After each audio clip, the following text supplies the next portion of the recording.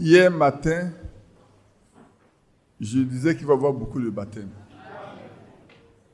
Quand je finissais, il n'y avait que 4 personnes. Maintenant, on en a 10. On va prier. Bien-aimé Père Céleste, nous t'apportons ces jeunes filles et ces jeunes gens comme les joyaux de ta couronne. Parce que tu les as acquis à Golgotha. Nous les avons baptisés en ton nom dans les eaux du baptême. Jean-Baptiste a dit, tu es celui qui baptise du Saint-Esprit de feu.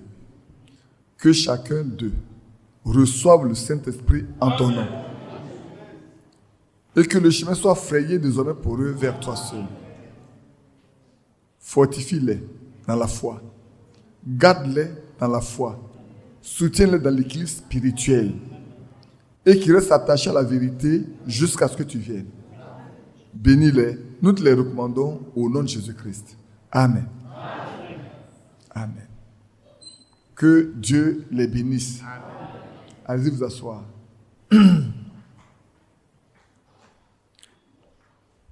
C'est vrai, c'est 2 grosses surprises.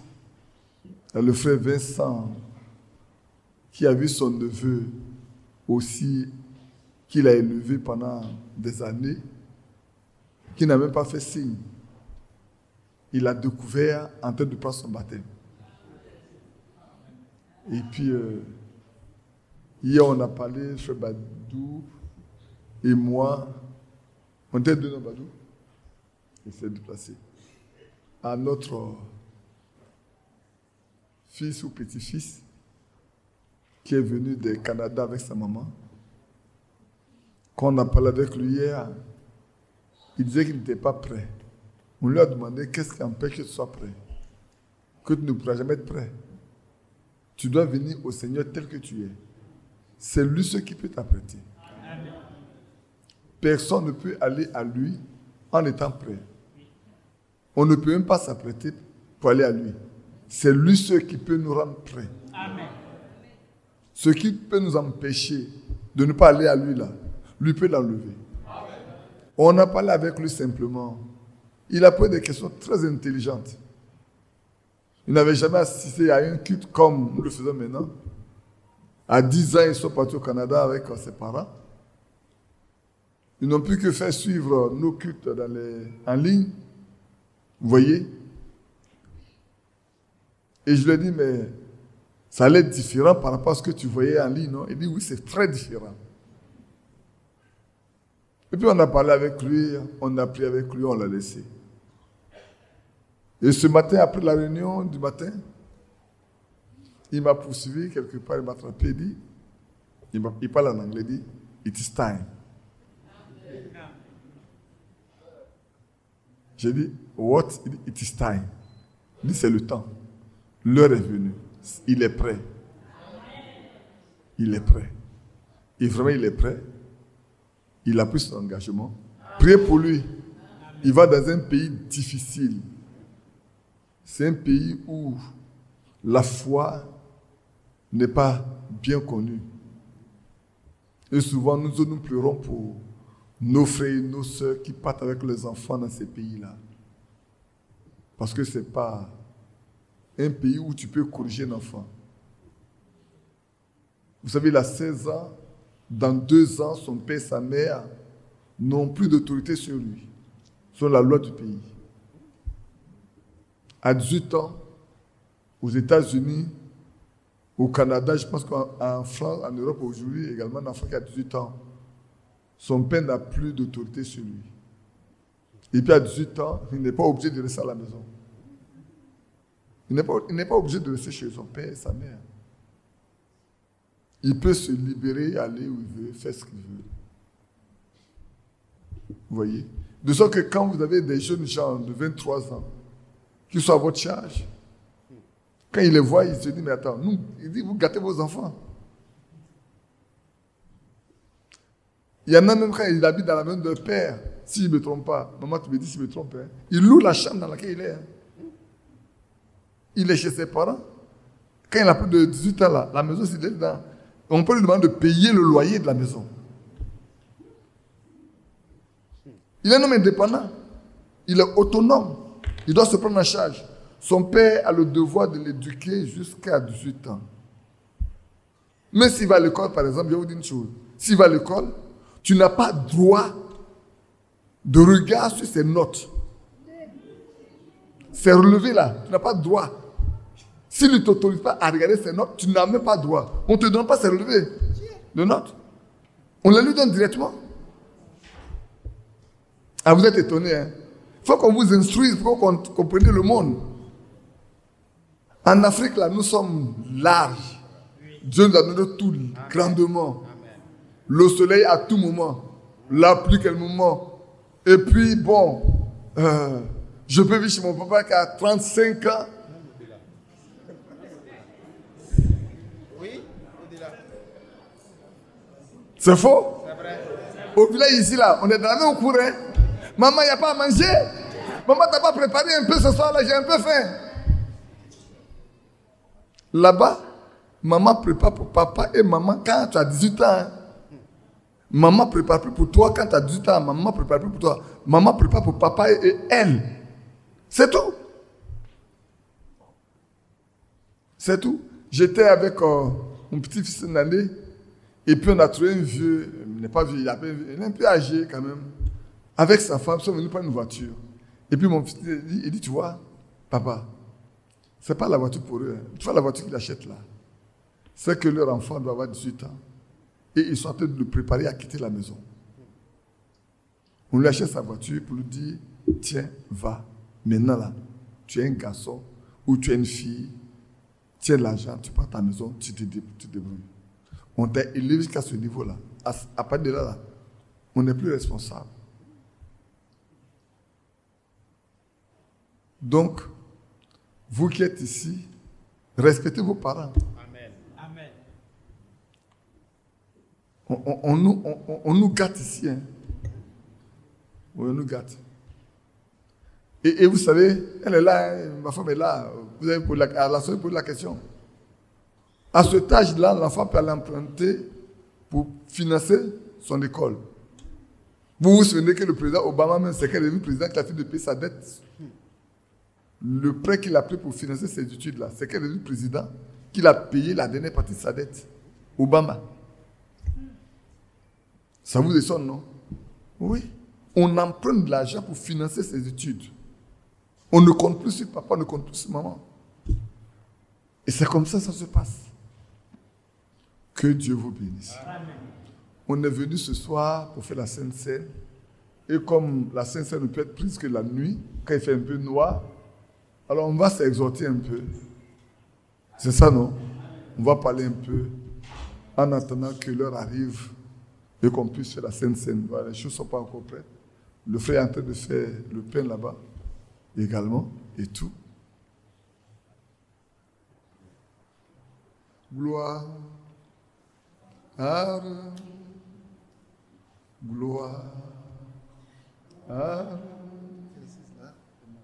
Gloire à l'agneau. Viens.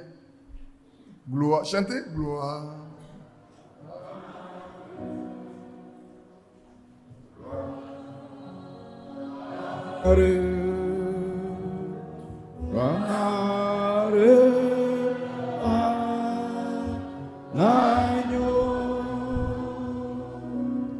Car il est glorieux et digne de régner. L'agneau est souverain.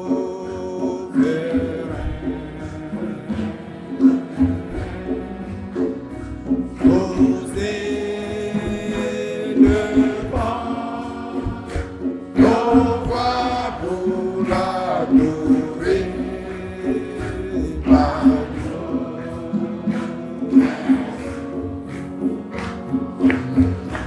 Car il est glorieux, Jésus est glorieux et digne de régner. L'agneau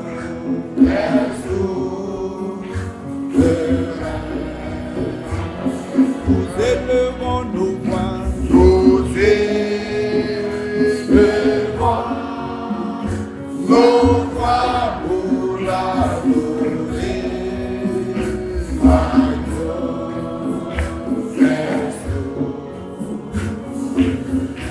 Harry le glorieux,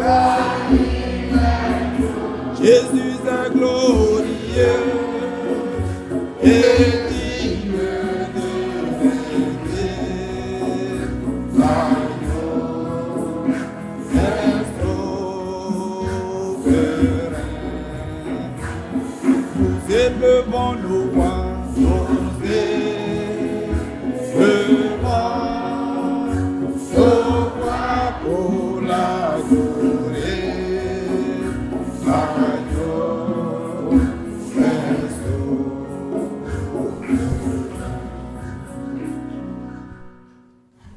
Excusez-moi, j'enlève ma veste parce qu'il fait chaud. Je ne sais pas si vous avez chaud comme moi, mais moi j'ai vraiment chaud. Que Dieu nous bénisse. Le matin, notre bien-aimé frère nous a parlé de l'œuvre de la grâce. Il nous a montré que aucun d'entre nous ne pouvait sauver son frère. Il y a un qui nous a aimés et qui a payé le prix et qui nous a libérés parce que la loi du péché et de la mort était en nous. Quand, dans le jardin d'Éden, le péché a eu lieu, le diable a profité du moment pour s'incruster, pour rentrer, pour prendre le contrôle. Depuis ce temps-là, on est devenu charnel, naturel plutôt. On vivait comme un animal pouvait vivre. Mais comme lui nous avait aimés d'avance, il a décidé de payer le prix. Alors la loi de la vie, de l'esprit de vie, est venue prendre la place de la loi du péché et de la mort. La loi de l'esprit de vie là est venue remplacer, il est venu chasser la loi du péché et de la mort. Pour que désormais, nous ne mourions plus. Parce que la mort, notre question, c'est la séparation d'avec Dieu. Nous qui étions séparés autrefois par nos offenses, morts par nos offenses, il nous a reliés. Et il nous a dit une chose, peut-être on n'a pas fait beaucoup attention. Il a insisté dessus. C'est le message que nous avons reçu à cette fin de temps. Il nous a dit que nous avons reçu les paroles d'un ange, les paroles d'ange. Regardez mes frères. Du premier âge, pour ceux qui ne le savent pas, jusqu'à là où d'Haïti, l'apôtre Paul est venu. Il dit, il est docteur, il est apôtre et il est évangéliste. Il n'a pas dit des prophètes. L'apôtre Paul n'a jamais dit qu'il est prophète. Il dit, je suis apôtre, docteur et évangéliste, prédicateur. Il n'a jamais dit qu'il est prophète. Mais à la fin des temps, pour préparer l'enlèvement, pour préparer un peuple qui doit partir, Dieu a envoyé un ange, un prophète, dont le message a été confirmé par des anges. Amen. Amen. Oui, c'est vrai. Si on a déjà écouté, si on a entendu, nous devons faire attention à ce que nous avons reçu. Amen. Hier, j'en ai parlé, il n'en a pas encore. Un ange chaque jour pour un seau. Un ange chaque jour pour un seau. Pour les 7 seaux, il y a eu 7 anges qui sont venus révéler le contenu du seau, des seaux à Frère Branham. De sorte que ce n'est pas un message donné par Frère Branham. C'est un message donné par des anges à Frère Branham. Amen. Depuis le ciel, Frère, vous devez vous considérer comme les bienheureux. Amen. De la fin des temps là, vous devez vous considérer comme les bienheureux du Père. Pour vous, en préparation de votre salut, de l'enlèvement, en préparation du millénium, en préparation, frère, des noces, Dieu a délégué chaque soir un ange pour venir révéler les choses qui sont cachées depuis des siècles à celui qui l'a mandaté pour nous. Donc, frère, maintenant, on n'a pas donné le message comme il entend.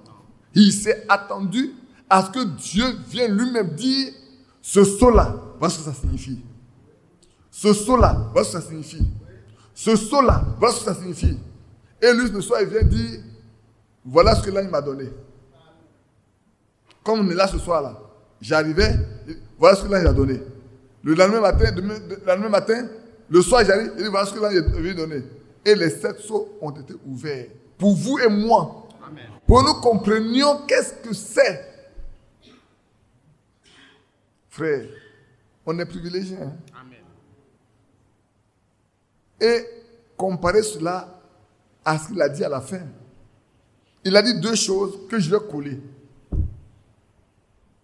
Quand il a fini de parler de nous, il nous a rapporté dans l'Ancien Testament avec Moïse.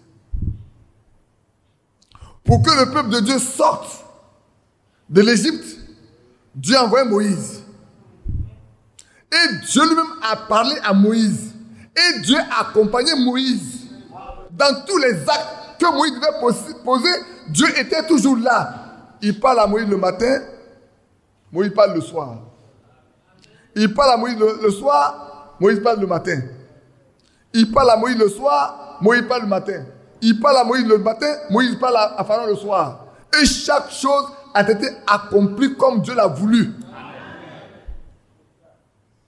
De même vous, pour que vous sortiez de vos religions, de vos fétiches, de tout ce que vous connaissiez auparavant, Dieu a envoyé un homme pour vous dire, les religions là sont mortes. C'est des cimetières. Il n'y a pas de vie dans aucune religion. Parce que toutes les religions ont accroché leur lampe. Aucune n'a de la vie. La vie se trouve dans la parole révélée. Amen. Une parole non révélée n'apporte pas la vie. Et nous, permettez-moi d'aller dans un pied ou 2. Alléluia. Je suis devenu religieux. 2 pierres. Et nous tenons pour d'autant plus certaine la parole prophétique à laquelle vous faites bien de prêter attention. Alléluia. Oui, prêtez attention aux paroles prophétiques qui nous ont été données. C'est comme une lampe qui brille dans un lieu obscur. Oui, c'est vrai. Quand Frère Branham dit, au temps du soir, la lumière paraîtra, il y aura un jour qui n'est ni jour ni nuit, mais au temps du soir. Quand les pentecôtistes sont venus, avec le retour des dons, on a pensé que c'était le jour. Mais on était encore dans l'obscurité. Parce que c'est la parole de Dieu qui est la lumière. Il dit, ta parole est une lampe à mes pieds. Une lumière sur mon sentier. Et la révélation de la parole est claire. Si Dieu n'avait pas révélé les sceaux, on ne l'aurait jamais connu. Si Dieu n'avait jamais révélé ce que c'est que les 7 ans de l'église, on ne l'aurait jamais connu. Si Dieu n'avait révélé ce qui s'est passé dans le jardin d'Éden, on ne l'aurait jamais reconnu. Quoique Paul en a parlé, mes frères, personne ne sait de quoi il est question. Puisque les gens nous ont fait croire que Ève et Adam ont mangé des fruits. Mais ce n'est pas vrai. Puisque Abel, par révélation, a compris que c'est un problème de sang. Alors il n'a pas pris de fruits, il a offert. Frère, regardez bien. Oh, c'est merveilleux. Le premier sacrifice véritable des premiers-nés a été fait par qui? Par Abel. Hier, je vous disais, si vous prenez l'Ancien Testament, tout ce qu'on a ici là, dans le retrouver de l'Ancien Testament. Il dit, tout premier-né m'appartient. À quel moment il a dit ça? Ce n'est pas un moment dans le jardin d'Éden. Mais Abel savait que tous les premiers-nés appartenaient à Dieu. Il n'a gardé aucun premier-né pour lui. Il a offert de sorte que son offrande était agréable à Dieu. Et cela a suscité de la jalousie dans le cœur de son frère. Frère, vous voyez, Dieu nous aime. Pour nous, Dieu n'a pas envoyé un réformateur.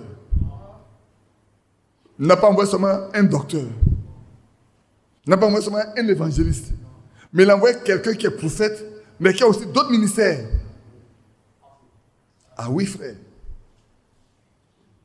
Frère Branham m'a enseigné. Il reçoit la parole au prophète, non. Il recevait la parole. Dieu lui parlait. L'un de deux lui parlait. Et il recevait la parole. Ok, frère, c'est pour ça que je suis un peu intransigeant sur le problème du mariage. Parce que nous ne devons pas nous marier comme les autres. Vous le savez. Le jour où Dieu parlait à frère Branham sur la montagne là, on a sorti les élèves de l'école. Ils ont vu la colonne de nuée, la colonne de feu monter, descendre. Et un enfant a dit, frère Branham, je savais exactement où tu étais. Un enfant. Parce qu'on les a sortis de l'école. Et il voyait la colonne. Il dit, frère Branham est là, Dieu est en train de lui parler. Du mariage et du divorce. Et qu'il est venu, il a dit, je viens vous donner ce que Dieu m'a donné. Cependant, il y en a qui ont dit qu'il a prêché la polygamie. Et il croit à la polygamie. Et lui, pourtant, lui n'a pas été polygame. Il a même regretté d'avoir eu 2 femmes dans sa vie. Il a pris une femme après la mort de la première. Il a même regretté. Et nous, on est réjouis de dire, frère Branham a prêché la polygamie. C'est faux. C'est faux. Il n'a jamais prêché la polygamie. C'est faux. Si quelqu'un vient vous dire, dans le message de la polygamie, c'est un menteur. Apprenez à être fidèle à vos femmes. Amen. Que Dieu soit loué. Amen. Donc le matin, il a insisté sur le fait que on ne peut pas poser un acte pour ceux qui ce soit. Et puis on ne peut rien faire. On ne peut pas s'aider même. C'est l'acte de Golgotha suffisant. Pour toi et pour moi, c'est l'acte posé par Jésus à Golgotha qui est suffisant. Pour toi et pour moi, le chemin tracé pour le millénium, ce qui est suffisant. Pour toi et pour moi, le chemin qui est tracé pour l'enlèvement, ce qui est suffisant. Donc aujourd'hui, attachons-nous à la parole. À cette parole. Je continue de lire.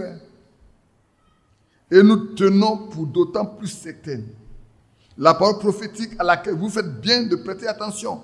Frères, prêtez attention à cette parole prophétique que nous avons reçue. Elle va nous éclairer. Elle va nous guider. Elle va nous montrer le chemin. Celui qui s'attache à ça ne s'égarera jamais.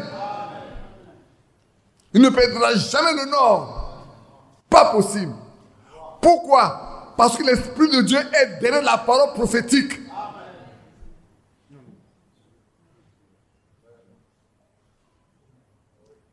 Et cette parole prophétique est comme une lampe qui brille dans un lieu obscur jusqu'à ce que le jour vienne apparaître et que l'étoile du matin s'élève dans vos cœurs. Il faut que l'étoile du matin s'élève dans nos cœurs. Attachons-nous à ça. Fortement ça, frère. Pour que le Saint-Esprit vienne habiter nos cœurs. Hier, on a parlé des hommes naturels, des hommes charnels. Peut-être on n'a pas approfondi l'aspect des hommes spirituels. Mais voilà ce que l'apôtre Paul dit dans 1 Corinthiens 3. Voilà ce qu'il dit. Je reviens un peu là-dessus. Pour nous préparer. Dans 1 Corinthiens 2, au verset 14, je lis d'abord. Mais l'homme naturel n'accepte pas les choses de l'Esprit de Dieu, car elles sont une folie pour lui. Frère, les choses de Dieu sont une folie pour les hommes naturels. On considère Écoute-moi bien. Tu peux parler de l'enlèvement à qui et puis on te croit. L'homme qui connaît rien de Dieu là. Tu dis, va voir un enlèvement un jour. Un jour, vous serez là, puis vous n'allez plus nous voir. On va t'enlever. On dit, depuis que les parents existent jusqu'à maintenant, là, on n'a jamais vu. Tu es devenu malade, toi. C'est vous les nouvelles, voilà, les nouvelles religions là. C'est ça les nouvelles religions là.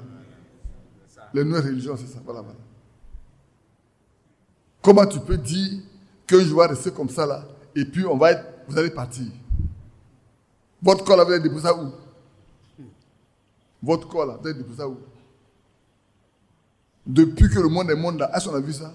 Mais nous on a vu. Et ils n'ont pas vu, nous on a vu. Hier, je vous ai fait voir ça, non? Le 7e, depuis Adam, c'est qui? C'est Enoch. Il a été enlevé. Élie a été enlevé. Mais encore il a enlevé. Les saints de l'Ancien Testament sont enlevés. À la résurrection de Jésus, ils sont tous sortis de leur tombeau. Vous pensez qu'ils sont repartis encore dans leur tombeau? Non. La Bible dit qu'il est monté avec eux.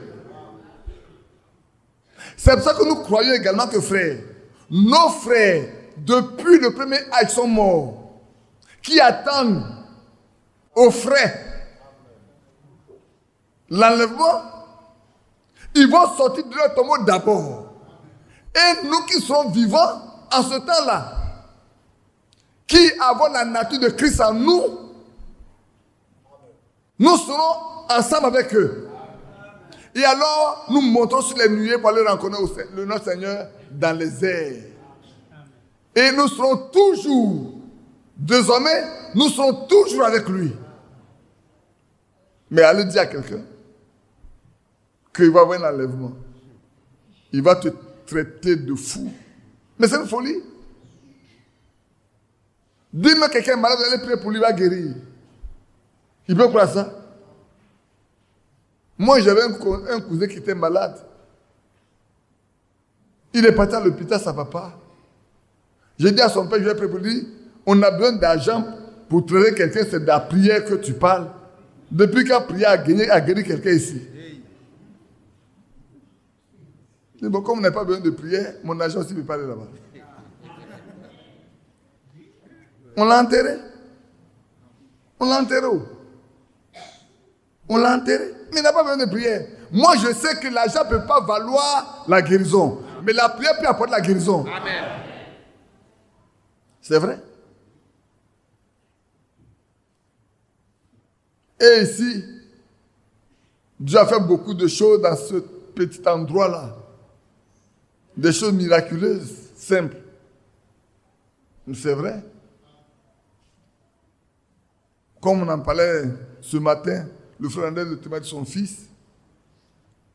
Il y a beaucoup de choses que Dieu fait. Ce n'est pas tout qu'on raconte. On regarde simplement les choses.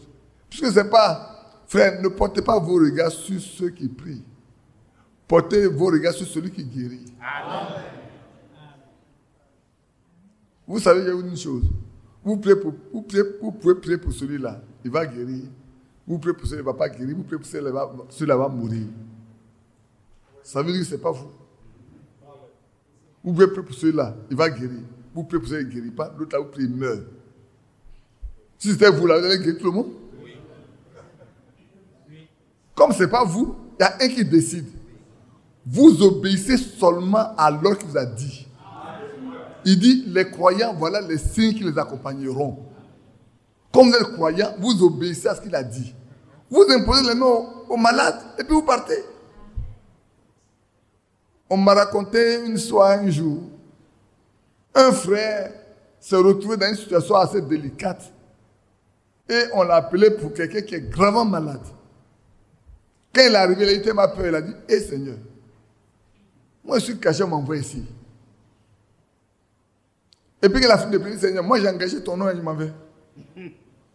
Moi j'ai engagé ton nom, je m'en vais.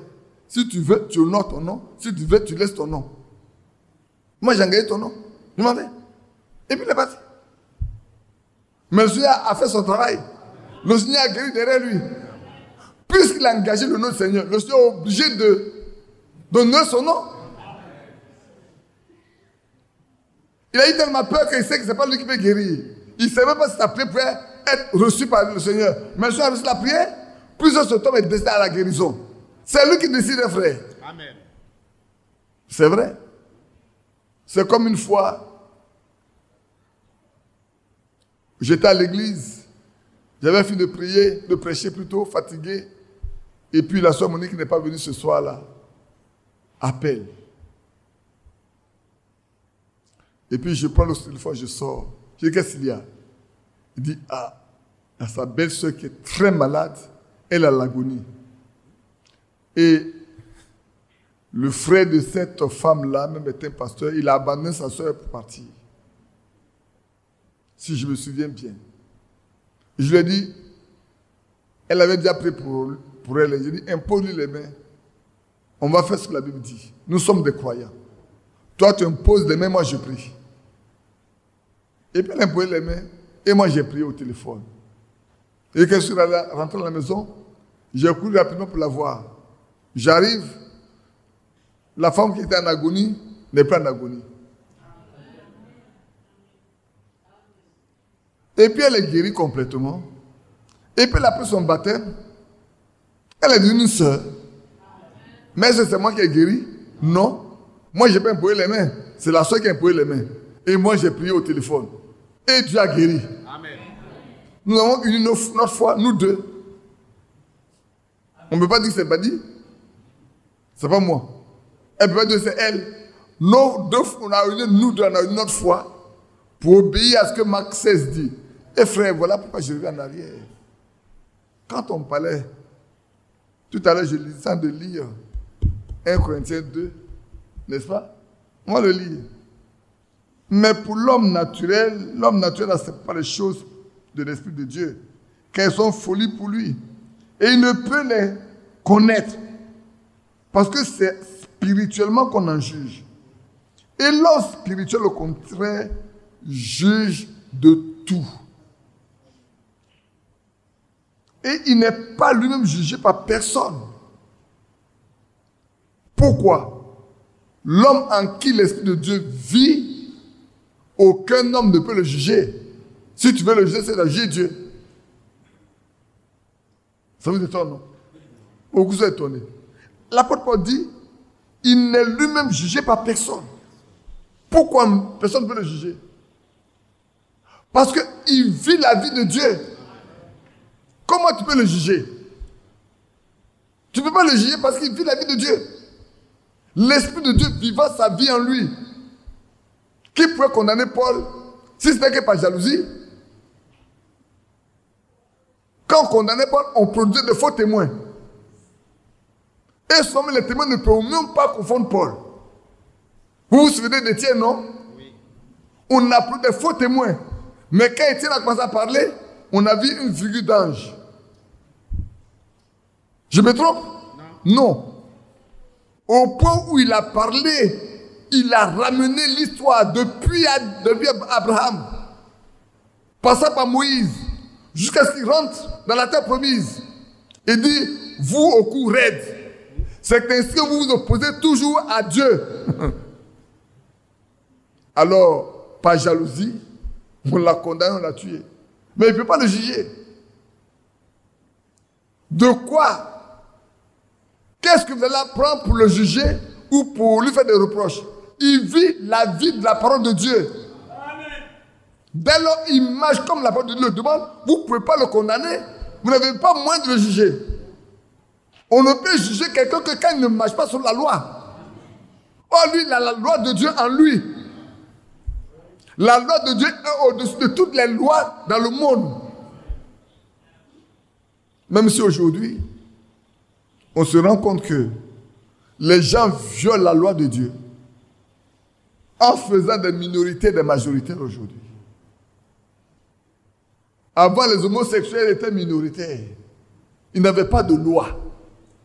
Aujourd'hui, les homosexuels ont plus de lois que nous. Nous sommes devenus les minoritaires. C'est eux qui nous imposent leurs lois. Avant, dans une famille, quand quelqu'un est homosexuel, il est banni. C'est une honte. Aujourd'hui, plutôt, il rapporte de l'argent. Oui. Les homosexuels ont beaucoup d'argent aujourd'hui. Hein. On les finance. Mais nous n'avons pas besoin de ce financement-là. Et il continue. Car qui a connu la pensée du Seigneur pour l'instruire? Or nous avons la pensée de Christ. Amen. Alléluia. L'apôtre Paul dit, celui qui est spirituel a la pensée de Christ en lui. Le charnel n'a pas la pensée de Christ en lui. Le naturel ne peut même pas approcher ça. Mais le spirituel, il a la pensée de Christ en lui. C'est pour ça que l'apôtre Paul dit, ayez les mêmes sentiments que ceux qui étaient en Christ. Ayez les mêmes pensées que Christ. Et alors, ça là, j'ai bien compris quand il a dit, voici les miracles qui accompagnent ceux qui ont cru. Mais qui a vraiment cru? Les autres, ce soir, on a nos jeunes petits-enfants et enfants qui ont pris l'engagement de marcher le Seigneur. N'est-ce pas? C'est vrai, non? Mais ils ne sont pas encore convertis. Hein. Ils ne sont pas encore convertis. Le Seigneur a dit à Pierre, quand tu seras converti, alors tu pourras affermir tes frères. Ils se sont engagés sur le chemin de la conversion. Ils ne sont pas encore chrétiens. Qui comprend? Qui me comprend? Qui ne me comprend pas? Vous êtes Abidjan, vous me comprenez, vous êtes Abidjan. Vous êtes Abidjan. N'est chrétien que celui qui a Christ en lui. N'est chrétien que celui qui peut vivre comme Christ. Et pour vivre comme Christ, il faut avoir l'esprit de Christ. C'est pour ça que je lirai avec vous tout de suite un peu. Non, on va garder ça pour demain. On va garder ça pour demain. On dit demain, c'est moi qui clôt, non? C'est le soir. Et puis, on va bien dormir, non? C'est ça. On va lire ça le soir. Demain soir, on va lire. Demain après-midi, on va lire ça. On va s'exhorter comme ça un peu. Maintenant, le spirituel. Alors, j'ai compris seulement que croire là, ça pas seulement de dire, moi je crois que le Seigneur Jésus existe. Non. Croire, c'est obéir. Et la Bible dit, dans Jacques, Satan aussi croit que Dieu existe. Et il tremble. Mais il ne se soumet pas. Satan croit que Dieu existe. Et il même tremble. Vous savez qu'il a tremblé, non? Qui c'est qui tremble? Vous savez qui tremble? Qui peut me donner le verset? Cite-moi le verset. Ah, vous voyez, je vous ai bloqué. Quand Jésus arrivait à Gadara, le démon de Gadara, Marc 5, quand il est arrivé là, quand il a vu Jésus, il dit, mais Jésus, fils de Dieu, tu es venu déjà pour nous tourmenter? Est-ce le temps de nous tourmenter? Le démon sait qu'il y a un temps où ils vont être tourmentés. Ils le savent. Donc, quand ils voient un fils de Dieu, ils tremblent.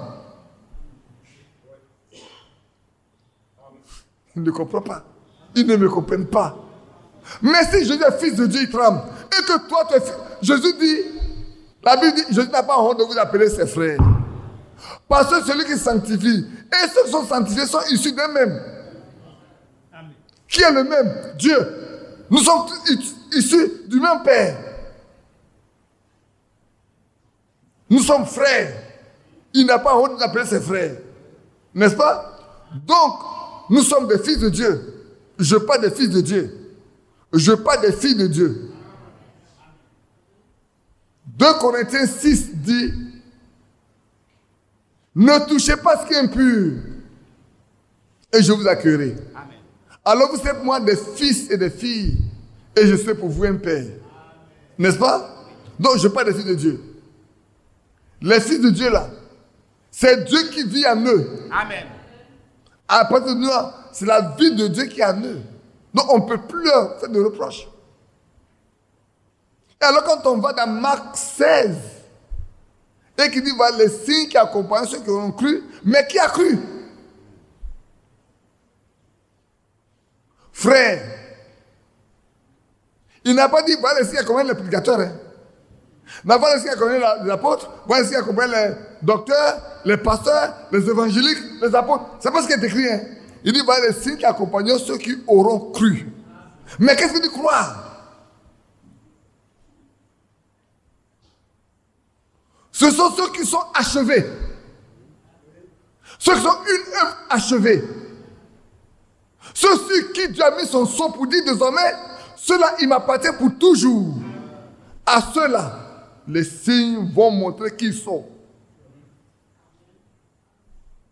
Ils parlent de nouvelles langues. Ça me donne l'esprit. N'est-ce pas? Ils saisiront les serpents. S'ils boivent quelque chose de mortel, il leur fera peu de mal. Ils imposeront les mains malades et les malades sont guéris. Oh! Voilà les signes pour identifier ceux qui croient. Frère, c'est vrai. Si vous voulez qu'on vous connaisse, c'est pour ça que beaucoup me disent, nous croyons. Ah, nous croyons. Mais montre-moi le signe qui prouve que tu crois. Montre-moi le signe qui prouve que tu crois. Il y a un signe qui prouve que tu crois. La Bible dit, il y a un signe. Pour montrer que toi tu crois, il y a un signe. Apporte ce signe-là. Ne dis pas que tu crois, mais apporte le signe qui prouve que tu crois. Quand tu vas montrer ce signe, tu n'as plus besoin de faire un discours. Tous les discours s'arrêtent. Il n'a pas dit que c'est pour les prédicateurs. Il n'a pas dit que c'est pour les apôtres. Il n'a pas dit que c'est pour les évangélistes. Il n'a pas dit que c'est pour les docteurs. Le Seigneur a dit, je m'en vais. Si vous croyez, les œuvres que j'ai faites, vous le ferez aussi. Amen. Qui croit? Si tu crois, alors montre par les œuvres que Jésus a fait que tu crois. Parce que tu dois être capable de le faire. Le message qui nous est venu là, un jour j'ai fait passer un petit spot de qui? Trosborn. Quand Frère Branham m'avait prié pour une jeune fille qui était, je crois qu'elle était aveugle, non, c'est ça? Sourd, t'es sourd là. Et puis il a dit, fermez les yeux, baissez la tête, restez tranquille. Et puis quelques instants, elle a dit, vous pouvez lever la tête, elle est guérie. Alors tu as dit, mais attends, mais on n'a pas entendu de bruit. Comment il peut dire que c'est fini? Mais c'est pas possible. Mais pour nous, quand c'est comme ça, c'est un grand défi, c'est un grand challenge. On va démontrer. On pensait que la force était dans le bruit, mais avec lui, il n'y a même pas eu de bruit. Pourquoi? Ce n'est pas lui, c'est celui qui est derrière lui. L'autorité qui est derrière lui. C'est cette autorité-là que l'esprit dessous l'a vu. Alléluia. Quand l'esprit sous là a vu l'autorité qui est là, il a dit, je n'ai pas de place ici. Il faut que je m'en aille. Que je libère la fille. Et la liberté a été donnée. Frère, tu crois? Apporte le signe par lequel on peut savoir que tu crois. Nous sommes arrivés au temps, frère. Ma fille, mon fils, mon petit-fils. Tu crois? Mais il ne faut pas parler. Montre aux gens qu'il y a un signe qui accompagne ceux qui croient. Oui. Nous sommes arrivés à ce stade-là. Laissez ceux qui crient du croient. Quand quelqu'un dit, je suis croyant, je suis prédicateur, il dit, tu es prédicateur? Donc tu es un croyant? Il dit oui. Montre-moi le signe par lequel je peux croire, je peux savoir que tu crois. Posez la question. Il dit, moi je suis un prédicateur. Il dit, ah, tu es un prédicateur? D'accord. Mais moi j'ai lu dans ma Bible, il n'a pas dit qu'il y a un signe qui accompagne les prédicateurs. Hein. Il dit, voici les signes qui accompagnent ceux qui ont cru. Donc tu veux me dire que tu es croyant ou non? Il dit, je suis croyant. Il dit, montre-moi le signe par lequel je peux voir que tu es un croyant. Parce que tout le monde peut dire croire. Mais les vrais croyants ne parlent pas. il montre un signe. Le signe biblique. Non pas n'importe quel signe. C'est vrai, non? Je vous dérange un peu ce soir. Je vais élever un peu votre foi. Pour que vous arriviez à un stade où vous montrez aux gens, nous on croit. Quand il dit tu crois, il dit oui je crois. Il dit, tu veux un signe? Il y a un signe par lequel on sait que je crois. Oh là là, va demander à telle personne, va demander à telle personne, va demander à telle personne. Il va te dire qu'il a vu le signe.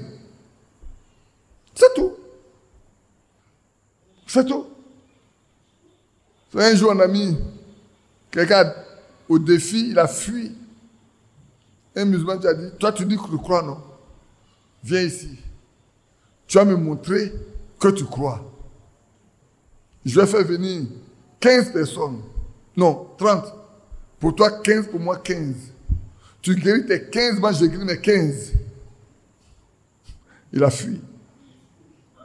Le musulman l'a mis en déroute. Frère, le musulman a lu la Bible. Il sait dans la Bible, on dit, voilà les signes qui accompagnent ceux qui croient. Et comme tu dis, tu croyais là, moi je dis, je suis musulman. Je peux guérir. Je fais venir 30 personnes. Pour toi, 15, pour moi, 15. 30 malades.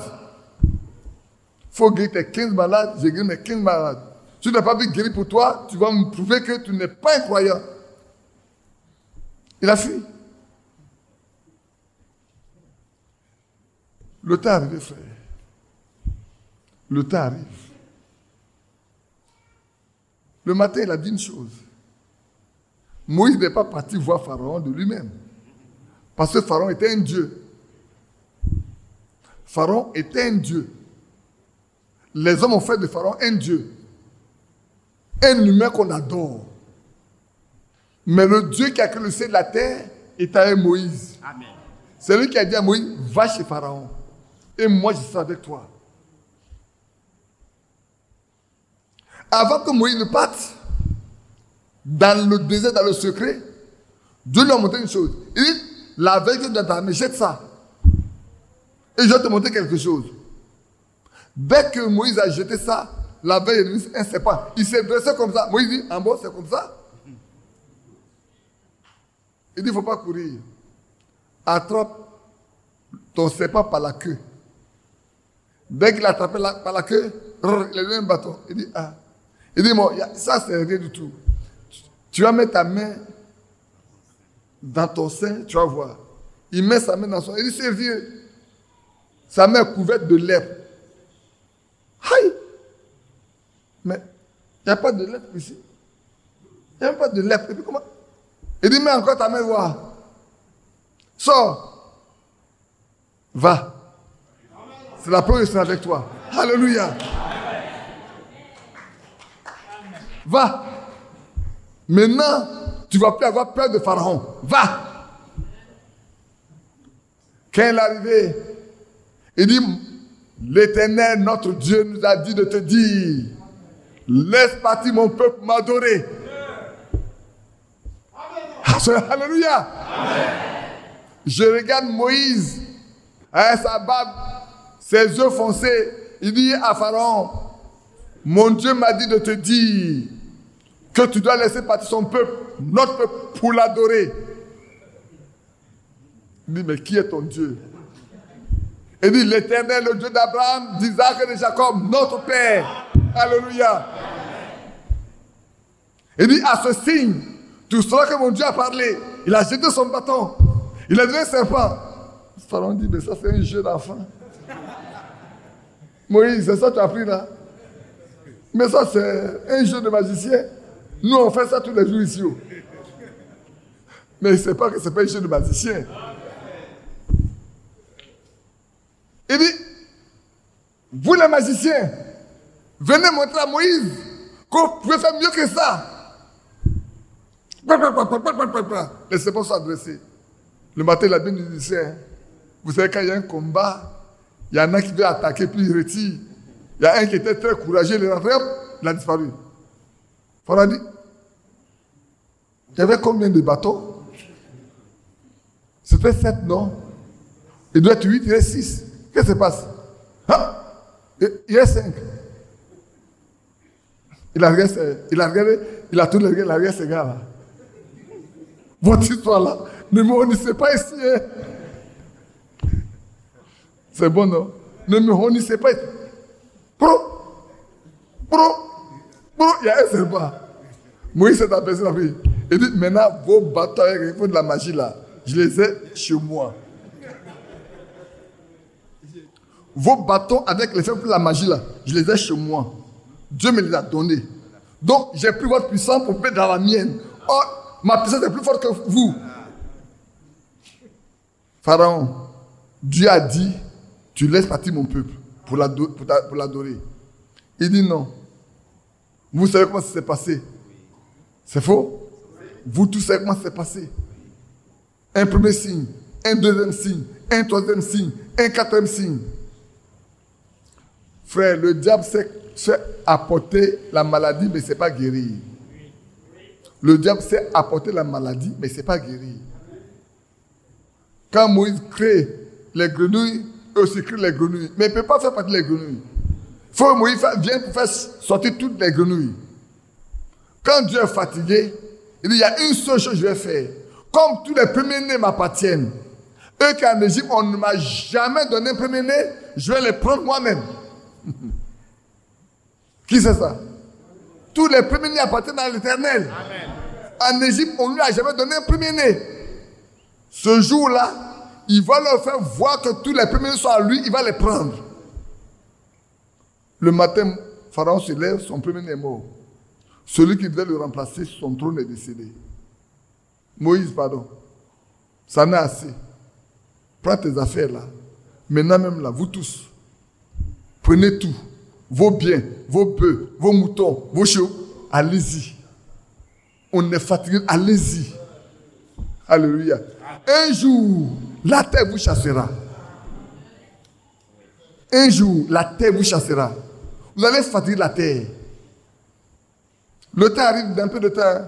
Demain, on en parlera. Je ne sais pas si on pourra parler. La terre soupire après la manifestation des fils de Dieu. La terre veut voir qui sont les fils de Dieu. La terre ne veut plus être esclave. Les arbres sont fatigués d'être coupés. Les animaux sont fatigués d'être battus. Chez nous, si tu arrives, il n'y a plus d'écureuils. On a tout tué.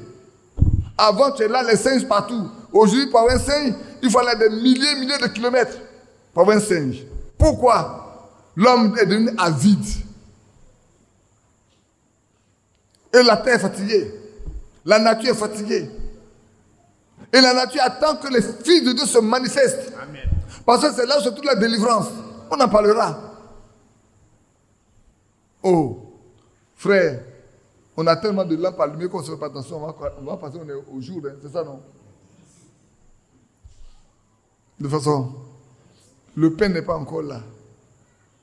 Donc, on peut compter de nous exhorter, non? C'est une exhortation, on fait, non?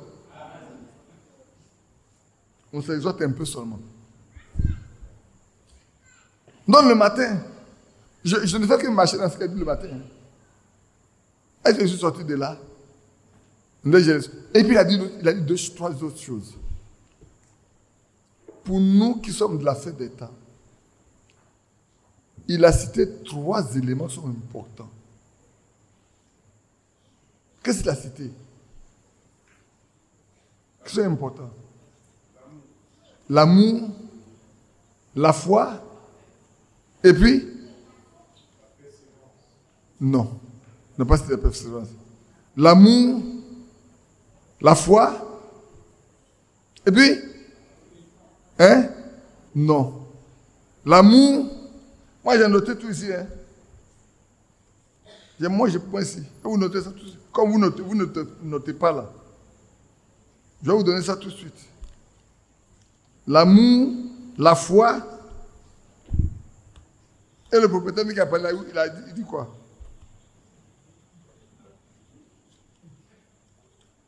Le propriétaire qui a parlé là, il a dit quoi le matin? Non, il ne répond pas. Il a cité 3 choses. Il les a notées pour cet après-midi. Je vais les trouver tout de suite.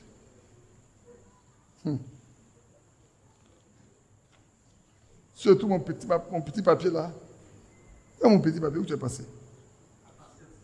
Non, non, non. Oh, ça dit que nous tous on comprend rien quoi. Hein? Badou, tu as cité quoi? Moi j'ai trouvé. Comment? Oui, moi j'ai noté. J'ai noté ça dans un papier spécial. Et je ne sais pas où c'est passé. Mais je vais trouver. Moi ici, il y a 3 choses à citer. La foi, l'amour et puis. Oh. Comment est-ce que je ne le trouve pas? Donne-moi mon livre de cantique là-bas. Là. C'était tellement important que je les ai notés spécialement pour nous ce soir. Non, c'est pas ici. Non, c'est pas ici. Non, non, je vais trouver ce soir même. Je vais exhorter avec ça tout de suite. C'est pas caché. Il y a tellement de papiers dans notre Bible là. C'est pour cela. Pourquoi c'est pas ça? Tout le monde me regarde. Vous ne réfléchissez pas.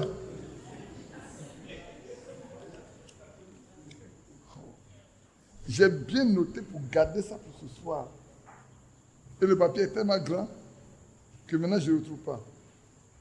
La foi, l'amour, et puis la paix. C'est pas ça?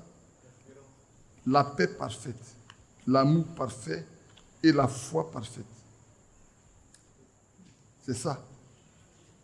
Il a parlé de la paix qui doit être parfaite, l'amour qui doit être parfait et la foi qui doit être parfaite. C'est faux? On a fait dans une demi-journée et on a oublié. C'est parce que je veux me rassurer bien que... Comment? D'accord. Que Dieu les bénisse. Donc, maintenant que je sais que vous avez tout oublié, moi je vais revenir. Il a parlé de la paix qui doit être parfaite. Au milieu des enfants de Dieu, il y a une chose qui doit être très importante. Entre nous, nous devons être en paix avec tous les hommes. Aussi longtemps que ça peut dépendre de nous là, nous devons être en paix. En paix avec tous les hommes. Frères, si tu as un problème avec un frère, va régler ça maintenant.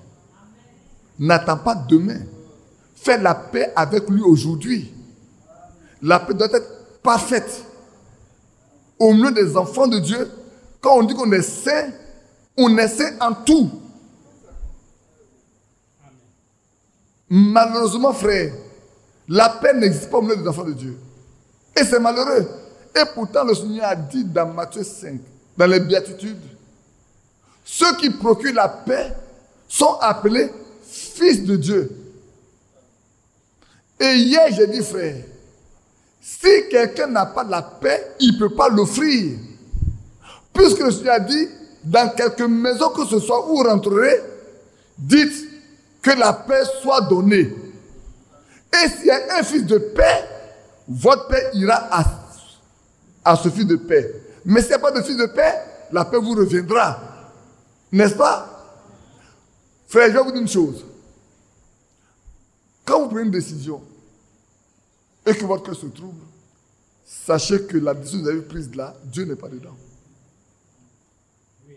Quand vous prononcez une parole et puis votre cœur se trouble, alors que vous parlez votre cœur en paix, et puis vous parlez à quelqu'un, vous dites une chose, puis vous sentez que votre cœur n'est plus en paix, vous devez savoir que vous venez de trouver votre paix.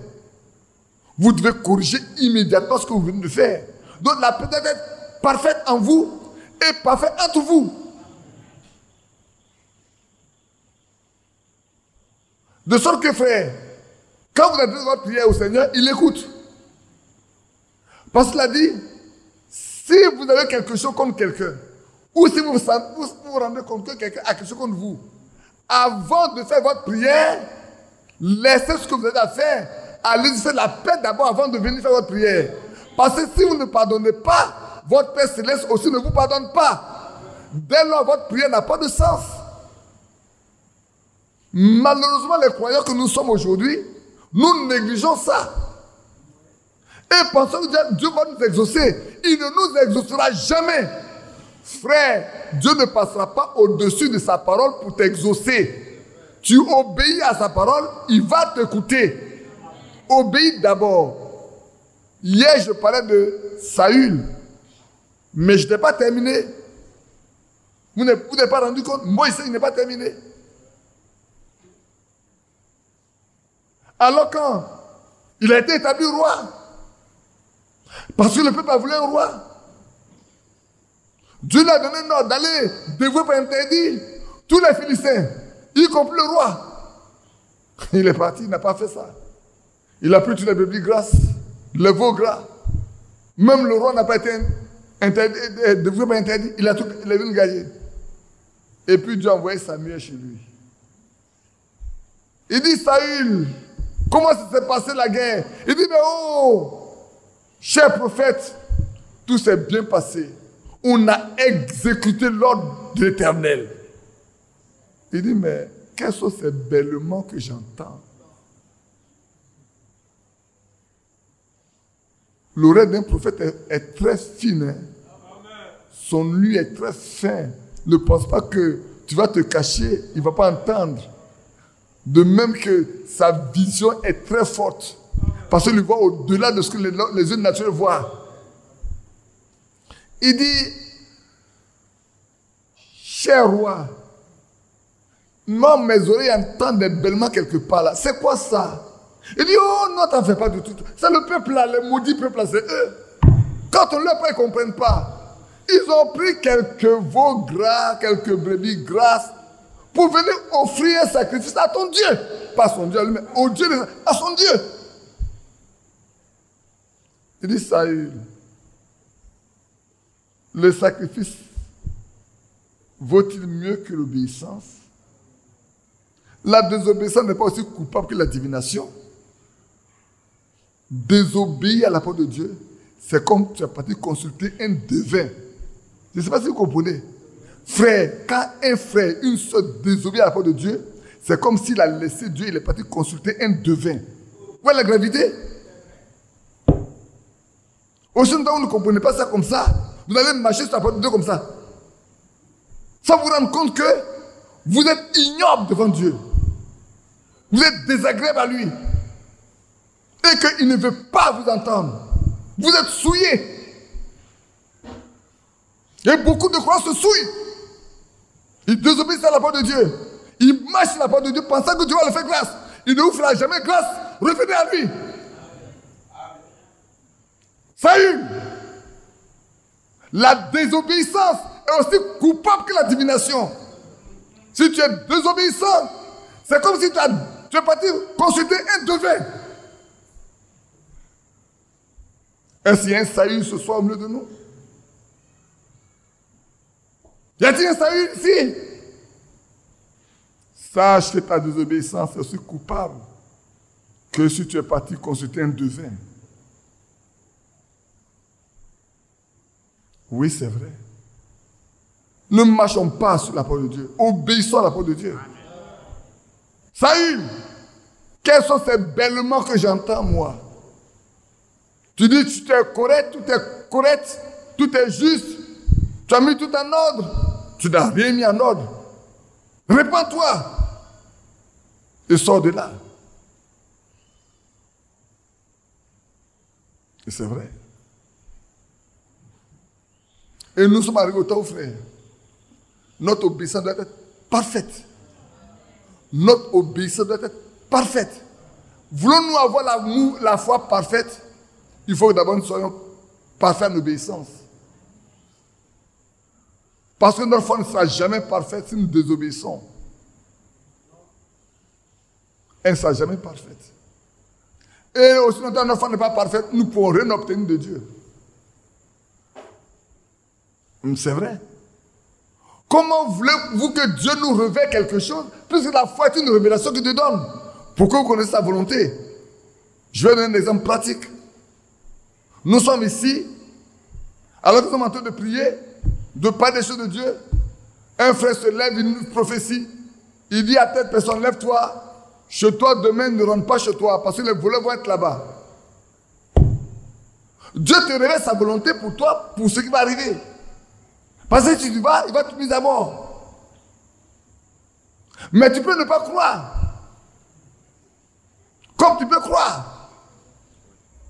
C'est faux. Si tu ne crois pas que tu vas, que tu meurs, tu es mort parce que tu as été un incroyant. C'est comme Dieu te parle à toi-même. Pour te révéler une chose qui est cachée que les hommes ne connaissent pas. Oh, laissez-moi prendre quelque chose de très simple. Aujourd'hui, il y a beaucoup de confusion partout. Il y a des divisions. Moi, je n'appelle pas des divisions. C'est des séparations. Il y a des séparations. Et Dieu révèle à cette personne-là. Toi, tu dois être ici. L'autre doit être ici. L'autre doit être ici. Il y en a un, Dieu lui dit, il faut aller là. Il dit non. J'attends, il va venir me trouver. Dieu lui dit que non, c'est pas ça. Il dit non, moi j'attends, il va venir me trouver. Il a dit que la fin d'année là, il a dit ça. Non, comme il a dit ça, là, il va venir me trouver. Attends là-bas, il va venir te trouver. Au lieu de faire ce que Dieu t'a dit, tu ne peux pas faire ce que Dieu t'a dit. Attends là-bas. Attends. Il va venir te trouver. Enoch, j'ai raison, non? J'ai raison, non? Si tu attendais là-bas, là, ça n'allait pas venir te trouver. Hein. Avant, tu disais, je vais venir te trouver là-bas, non? Pour venir mettre de l'eau. Où? On va mettre de l'eau où? Tu veux mettre de l'eau dans l'église catholique? Tu veux mettre de l'eau dans l'Assemblée de Dieu? Tu veux mettre de l'eau chez les baptistes? C'est la même chose. Là où il y a un grand désordre et que les règles sont établies, il ne faut pas aller, tu ne peux pas briser les règles qui ont été établies. Sors. Sors pour ta vie. Sauve-toi. L'autre va à la montagne. Sauve-toi pour ta vie. L'autre. La foi parfaite. L'amour parfait. L'amour parfait. Il faut que l'amour soit sans hypocrisie parmi les croyants. Le matin, moi, il a cité. J'ai noté, il dit, il faut nous aider. Est-ce que mes frères comprennent? Est-ce qu'on comprend? Souvent, quand quelqu'un prêche, je baisse ma tête comme ça. Là. Ne passez pas, je dors. Je dors. Je suis en train d'écouter. Et quand j'écoute, je traverse toutes les écritures de la Genèse à l'Apocalypse pour voir. Et je retiens, j'écoute, je retiens. Si je n'ai pas retenu, est-ce que j'ai pris un papier pour lire ce qu'il a écrit? Elle a prêché? Non. J'ai écouté. Et je parle. Je ne vais pas dire ce qu'il a dit. Hein. Je ne dis pas autre chose. Mais j'appuie un peu seulement. Quoi. Mais moi, j'appuie un peu seulement. Pour accompagner, j'appuie un peu. Regarde, appuie encore un peu, non? L'amour. Aime ton prochain comme toi-même. Je vais lire avec vous un passage qu'on a lu avec nos frères hier. C'est un passage que j'aime. Hein. Badou, c'est qui nous a enseigné ça, non? Romains 12, là. Tu te souviens de qui nous a enseigné ça? Tu sais qui c'est? Tu te souviens? Tu te souviens plus de qui a enseigné ça, là? C'est frère Favre. Romains 12. On était étudié, il a dit, mes enfants, les choses de Dieu, là, papier n'est pas dedans. Hein? Il dit, vous êtes des étudiants, là, les choses de Dieu, là. Il n'y a pas papier dedans. Hein. C'est un problème de révélation. Hein. Si vous pensez que c'est avec vous êtes à l'école là, que vous avez de hauts papiers là, vous allez connaître là. C'est faux. Restez calme, soyez humble. Dieu va se révéler à vous. Alors vous comprendrez. Mais si vous pensez que c'est parce que vous êtes étudiant, vous avez beaucoup de connaissances, que vous allez connaître la Bible, c'est faux. Et alors il nous a appris. Il dit, ne vous conformez pas au siècle présent, le verset 2. Mais soyez transformés par le renouvellement de votre intelligence. Notre intelligence a été corrompue dans le jardin d'Éden. Ève a dit, ce fruit est beau. Il est précieux pour ouvrir sa foi. Non. Il a dit, c'est précieux pour ouvrir l'intelligence. Et depuis que le péché est rentré dans le monde, il n'a jamais parlé. Je reviens encore là-dessus, frère. L'homme ne vit que par son intelligence, il a chassé Dieu. Parce qu'on ne peut pas marcher avec Dieu par l'intellect, on marche avec Dieu par la foi. Et je vous ai dit hier, frère, quoi que l'homme ait rejeté Dieu, que l'homme soit éloigné de Dieu, à cause de votre intelligence, je vous ai lu ceux qui étaient les premiers scientifiques. C'est faux? Ils sont où? J'ai dit, ils étaient où? Les premiers scientifiques. Vous avez tous oublié. Mais ce sont des enfants de Caïn. J'ai lu dans Genèse 4 avec vous, non? Les descendants de Caïn, les mecs, le premier polygame. J'ai dit oui. Je lis ça encore avec vous. Je veux que ça pénètre fort en vous. Il faut que ça pénètre pour que vous voyez. Les premiers scientifiques, je vais vous dire. Ils étaient forts. Hein? Oh. Regardez, regardez. Je lis à partir du verset 20. Adam enfanta Jabal. Il fut le père de ceux qui habitaient sous des tentes et près des troupeaux. Le nom de son frère était Jubal. Il était le père de tous ceux qui jouent la harpe et du chalumeau. Mais il faut fabriquer. Pour avoir la harpe, il faut la fabriquer. Pour avoir le chalumeau, il faut le fabriquer, n'est-ce pas? Cela, de son côté, enfanta Tubal, Caïn, qui forgeait les instruments. Des reins de fer. La sœur de Tubal, Caïn, était Naaman. Le mec dit à ses femmes, Ada et Tisla, écoutez ma voix, femme de l'émec. Écoutez ma voix. J'ai tué un homme pour ma blessure. Et un jeune homme pour ma blessure. Caïn s'est vengé 7 fois. Le mec 77 fois. Mais qui a fabriqué tous les instruments de musique? Ce sont les descendants de Caïn. Ils étaient très instruits. Mais ils ne connaissaient pas Dieu. Oui, c'est des scientifiques. C'est vrai. Ils forgent des instruments d'airain, de fer. Frère, il fallait extraire le fer dans le sol, mélanger à la boue, créer un chalumeau, créer un four, traiter tout ça pour fabriquer le fer, pour faire l'airain. Et maintenant construire les instruments avec. Mais c'est vrai. Par contre, pour que Noé fabrique l'arche, il a fallu que Dieu lui dise ce qu'il faut. C'est Dieu qui a Noé. Écoute, va chercher le bois de gopher. C'est le bois le plus léger. C'est un bois qui peut absorber à l'intérieur comme à l'extérieur tout ce qui est goudron. Pour empêcher que l'eau ne rentre dedans. Noé n'a pas choisi quoi que ce soit de lui-même. Dieu lui a indiqué les centimètres carrés, le type de bois qu'il va utiliser, le type de matériel qu'il va utiliser. C'est Noé, c'est Dieu qui a parlé à Noé. Chez eux, personne ne leur a rien indiqué. Leur père, Satan, est très intelligent. Les inspire. Frère, c'est pour ça que je vous dis que nous devons nous attacher à notre Dieu.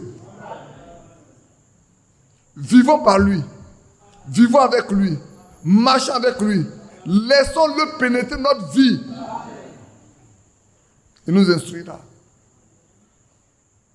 C'est vrai.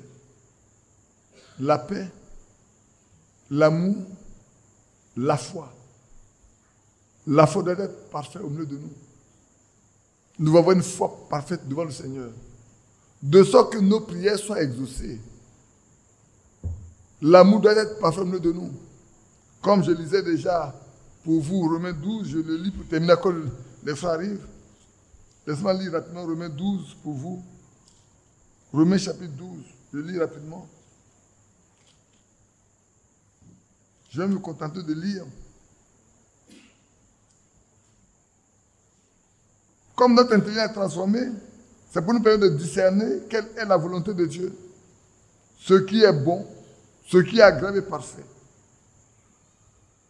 Je peux sauter pour aller plus bas. Alors, verset 9. Que l'amour soit sans hypocrisie. Ayez le mal en horreur. Attachez-vous fortement au bien. Par amour fraternel, soyez pleins d'affection les uns pour les autres. Par honneur usé de prévenance réciproque. Ayez du zèle et non de la paresse. Soyez fervents d'esprit. Servez le Seigneur. Réjouissez-vous en espérance. Soyez patients dans l'affliction. Persévérez dans la prière. Alléluia. Frères, persévérons dans la prière. Soyons patients. On en a parlé hier. Réjouissez-vous en espérance. Soyez patients dans l'affliction, persévérez dans la prière. Pourvoyez aux besoins des saints. Exercez l'hospitalité. Bénissez ceux qui vous persécutent. Ah. Oh. Moi, c'est quand le béni, lui, qui veut que je meure là. Non, je laisse moi à Dieu. C'est ça, non? Bénédiction. Tu ne laisses pas pour toi Dieu. Tu gardes ça pour toi. Que Dieu te bénisse. Bénissez ceux qui vous persécutent. Bénissez et ne maudissez pas. Réjouissez-vous à ceux qui se réjouissent. Ça, on aime bien citer ça. Hein. Au décès, là. On dit qu'il faut aller pleurer à ceux qui pleurent. Ça, on aime bien ça. Ça, on sait bien faire. Que Dieu nous bénisse. Ayez les mêmes sentiments. Là, ça, c'est grave. Comment lui même parle, il n'a qu'à avoir les mêmes sentiments que lui. Ayez les mêmes sentiments, les uns envers les autres. N'aspirez pas à ce qui est élevé, mais laissez-vous attirer par ce qui est humble. Ne soyez point sages à vos propres yeux. Ne rendez à personne le mal pour le mal. Recherchez ce qui est bien devant tous les hommes. S'il est possible. Autant que cela dépend de vous. Soyez en paix avec tous les hommes. S'il est possible. Autant que cela dépend de vous, soyez en paix avec tous les hommes. S'il est possible. Autant que cela dépend de vous, soyez en paix avec tous les hommes. Oui, s'il est possible. S'il est possible. Si ça peut dépendre de vous. Si, en faisant tout ce que vous pouvez pour obtenir la paix, alors soyez en paix avec tous les hommes. Vous avez compris? S'il est possible, autant que cela peut dépendre de vous, soyez en paix avec tous les hommes. Dans Hébreux 12, il est écrit, recherchez la paix et la sanctification sans laquelle nul ne verra le Seigneur. Recherchez la paix. Recherchez la paix comme de l'or et la sainteté sans laquelle nul ne verra le Seigneur. Ne vous vengez point vous-même, bien-aimés, mais laissez agir la colère, car il est écrit, à moi la vengeance, à moi la rétribution, dit le Seigneur. Mais si ton ennemi a faim, donne-lui à manger. Prenez-la, prenez-la. Gardez-la entre vous. Je reprends. Mais si ton ennemi a faim, donne-lui à manger. S'il a soif, donne-lui à boire. Car en agissant ainsi, tu amasseras des charbons ardents sur la tête. Ne te laisse pas vaincre par le mal, mais surmonte le mal par le bien. Bien-aimés, voilà ce que l'apôtre Paul a enseigné et il continue de nous enseigner. Si nous voulons avoir une foi ferme, une foi parfaite, nous devons appliquer ces choses-là à nous. Et nous devons être en paix avec tous les hommes, parce que sinon nos prières ne seront jamais exaucées. Nous devons être pleins d'amour, les uns pour les autres. Sinon, frères, nous ne manifestons pas la nature de Christ, parce que notre Dieu est amour. Et on nous a dit que seul l'amour parfait entre dans ce lieu-là. Seul l'amour parfait, frère. Et l'amour parfait ne peut venir que par le Saint-Esprit. Il nous faut avoir la nature de Dieu en nous pour pour que l'amour soit parfait en nous. Que Dieu nous bénisse. On a passé un peu de temps quand même à nous exhorter. On va se lever ensemble.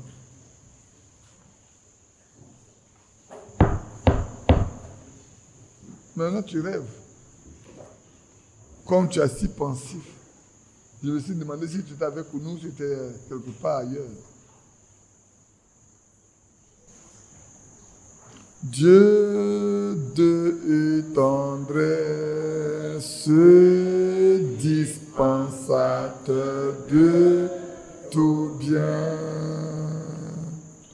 Toi qui sans cesse nous rends joyeux et sereins.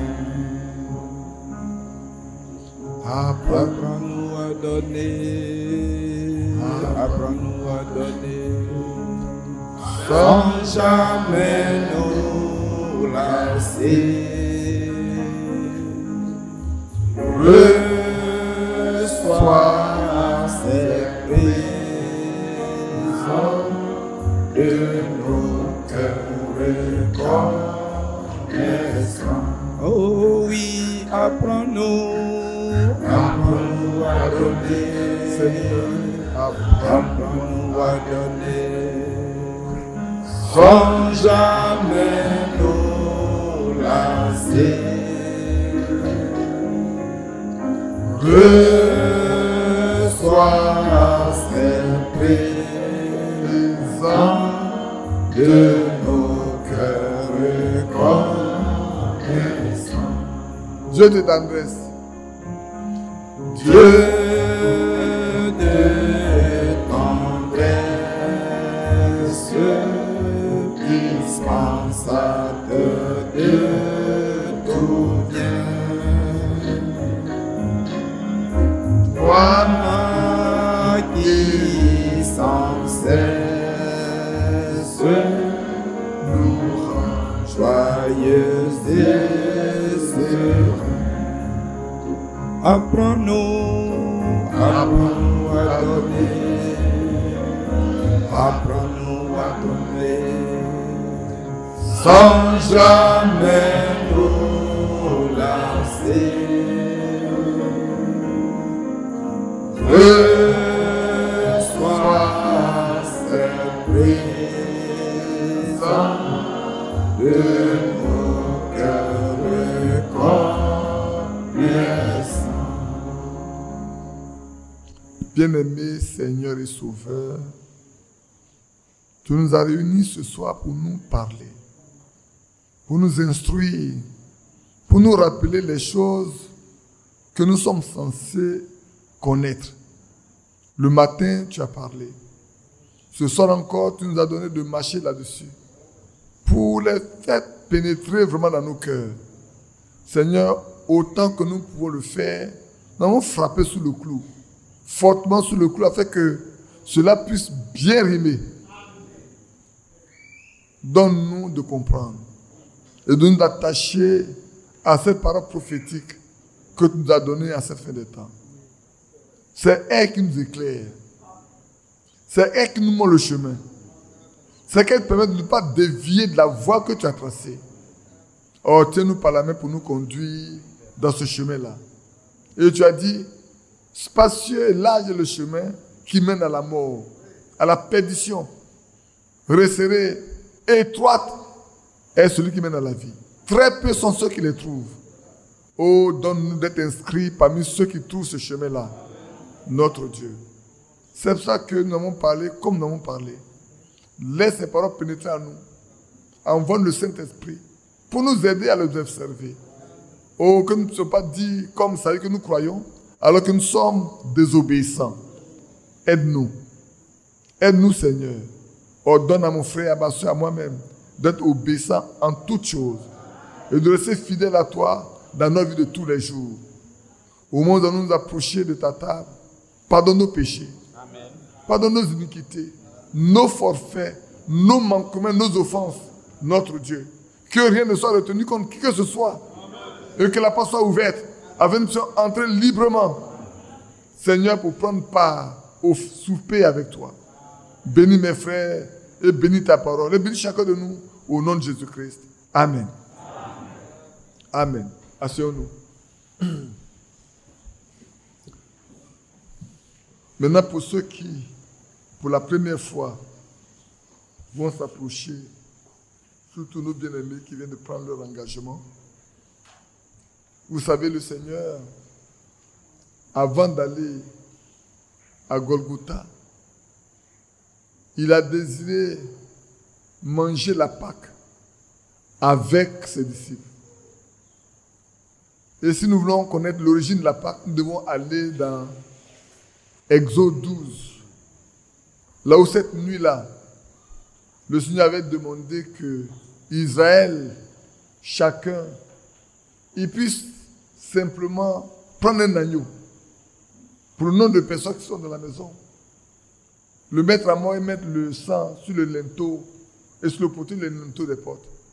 De sorte que quand il passera, là, ils sont épargnés. Mais à l'intérieur, il doit avoir les chaussures aux pieds. N'est-ce pas? Oui. Le bâton à la main. Ils doivent manger la Pâque. Parce que c'était le jour de leur délivrance. Le lendemain, ils devaient sortir. Ainsi, le Seigneur, avant d'aller à la croix, pour notre libération, il a souhaité, il a désiré manger la Pâque avec ses disciples. Ainsi, au cours de ce repas de ce soir-là, il a institué la Sainte Seine, qu'on appelle le souper du Seigneur. Et il a ordonné que cela soit fait. Et l'apôtre Paul nous a écrit que nous devons le faire. Parce que lui l'a fait aussi. Après que le soir soit parti, les disciples l'ont fait. Quand vous lisez dans Actes, on dit, ils rompt le pain, ils prennent la Sainte Seine. Quand dans la maison, ils n'auront plus le pain, c'est qu'ils n'auront plus la Sainte Seine. Et depuis ce jour, les croyants, les vrais croyants, font la Sainte Seine. Je lirai pour ceux qui arrivent pour la première fois d'abord dans Matthieu 26. Et puis on va lire dans ce que l'apôtre Paul nous a instruit dans Romains, dans 1 Corinthiens 11. Voilà dans Matthieu 26.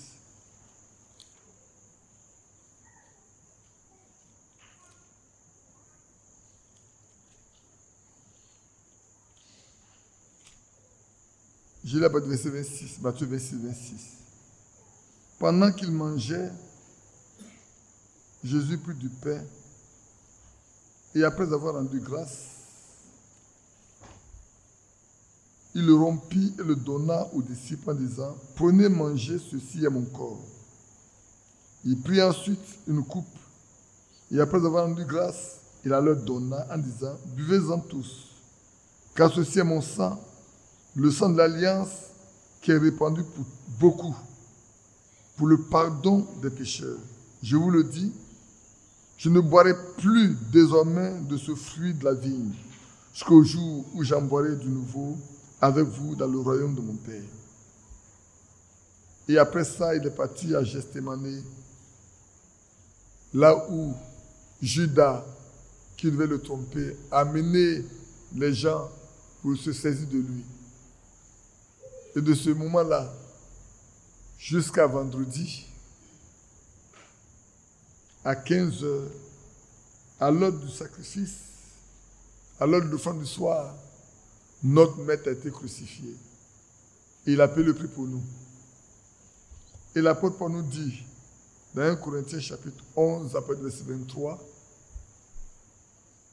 il dit, car j'ai reçu, écoutez bien, l'apôtre Paul n'a pas marché avec le Seigneur. Et hier, je dis, l'apôtre Paul a dit, tout ce qu'il a enseigné là, il a reçu ça du Seigneur. C'est par révélation qu'il a reçu. Pas parce qu'il a appris. Car j'ai reçu du Seigneur ce que je vous ai enseigné. C'est que le Seigneur Jésus, dans la nuit où il fut livré, prit du pain. Où sont Oyapi et vous tous?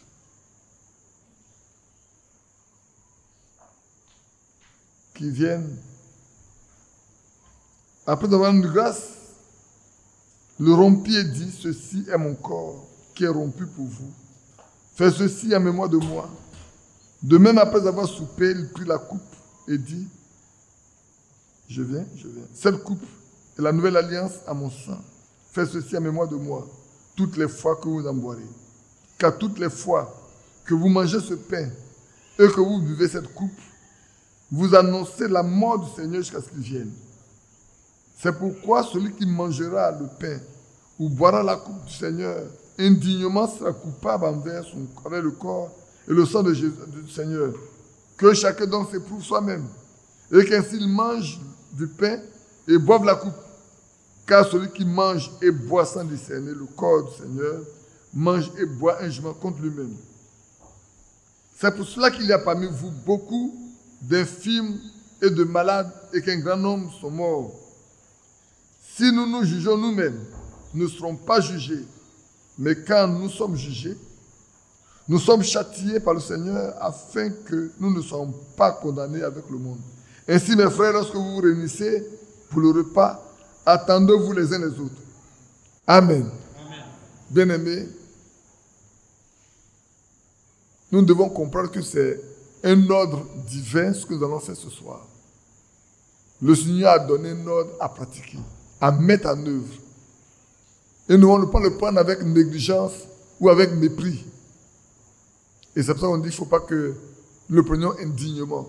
En pensant que c'est juste un morceau de pain, c'est juste un petit verre de vin, et puis ça fait quoi?